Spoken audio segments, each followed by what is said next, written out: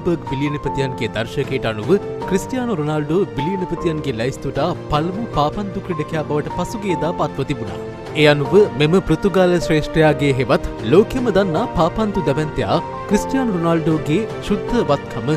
Dollar බිලියන 1.4ක් ලෙස තක්සේරු කර තිබෙන බවයි විදේශ මාධ්‍ය වැඩිදුරටත් වාර්තා කරන්නේ.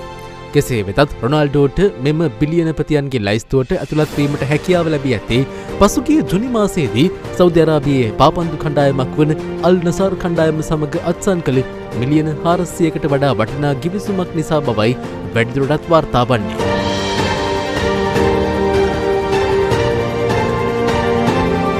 බ්ලූම්බර්ග් පවසන ආකාරයට 2002 සහ 2023 අතර කාලය තුළ රොනාල්ඩෝ ඩොලර් මිලියන 550කට වඩා වැටුපක් උපයා ඇති බවත් දශකයක් පුරා වාර්ෂිකව ඩොලර් මිලියන 18කට ආසන්න වටිනාකමක් ඇති ප්‍රසිද්ධ වෙළඳ සන්නාමයක් වන නයිකී ගිවිසුම නිසාවෙන් සහ වෙනත් එවැනි වෙළඳ සන්නාම සමග ඇතිකරගත් ගිවිසුම් මගින් ඩොලර් මිලියන 175කට වඩා වටිනාකමක් අතිරේකව ඔහුට ලැබී තිබෙනවා. ඒ අනුව 2023 දී මැන්චෙස්ටර් යුනයිටඩ් සිට අල් නාසර් වෙත මාරු වූ ක්‍රිස්ටියානෝ රොනාල්ඩෝ දැන්ටමත් පාපන්දු ඉතිහාසයේ වැඩිම වැටුප් ලබන ක්‍රීඩකයා බවට පත්ව තිබෙන අතර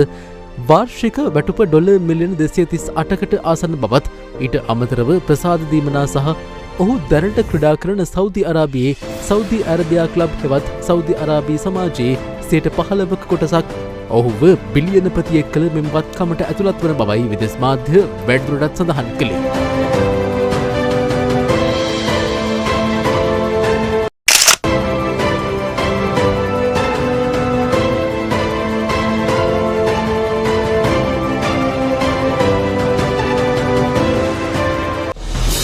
අද දෙරණ YouTube නාලිකාව